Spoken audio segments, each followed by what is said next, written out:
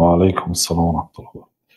کسی پرسید که واجب الوجود درست است؟ آوازتان نبود.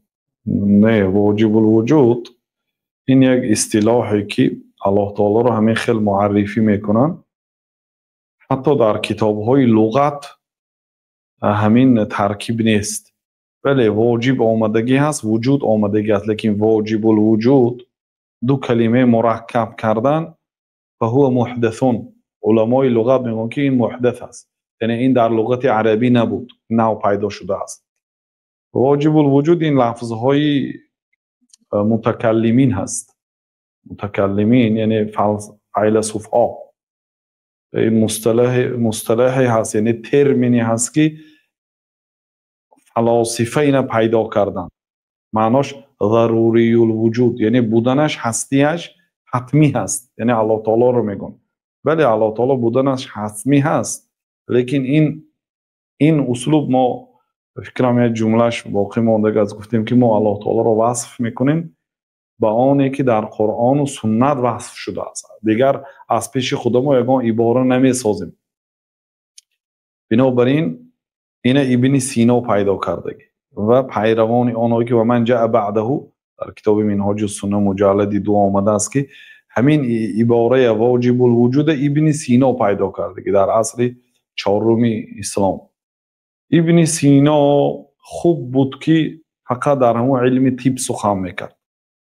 درست است که در علم طب ماهر بود و پیشرفته بود، ولی در علم عقیده بسیار سخنهای کفر گفته است. بنابراین نما همون دوستان ابن سینا، همون آدمایی که قریب در عقیده خودش بود، ابن سینا کافر گفتن. برای آنکه آخه همین تخصص طب است، در همین علم طب گپ زدن گیر آخر چا میکنی در علم عقیده که نخواندی، بی علم گپ زدی. میگم بعضی آدما مثلا پیش از وفاتش توبه کرد، قرآن در آغوشش گرفته خوب میکرد، الله اعلم. لیکن آنهایی که در حیاتش دیدن و طبق عقیدش حکم کردن، غزالی و دیگر عالمایی که اونا اصلا گریم در عقیده قریب که فیلسوف بودن، اونا هم در عقیده درست نبودن، لیکن کافر گفتن ابن سینا رو. نما ابن سینا در علم طب خوب است بله، لیکن در علم عقیده نه. بنابراین اولین آدمی که پیدا کرد ابن سینا و آنهایی که بعد ابن سینا یا از ابن سینا شاید دیگه کس پیدا کرد، ابن سینا رواج داد. و این چنین متأخران فلاسفه ها یعنی اینا واجب الوجود میگفتن. این در کتاب درء التعارض آمده است. و این چنین در همین نامگذاری متأخر الاشاعره، یعنی اشعری های پیش گذشته نه، اشعری های متأخرین تقلید کردن به فیلسوف ها.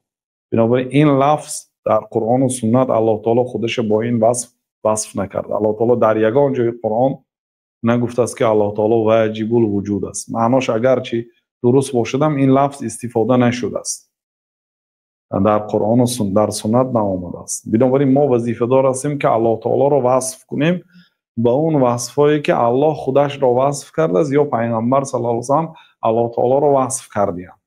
از این بیرون نمی برایم. هر چیزی که قرآن و سنت گفته در همین قدر کفایتی میکنیم. والله اعلم.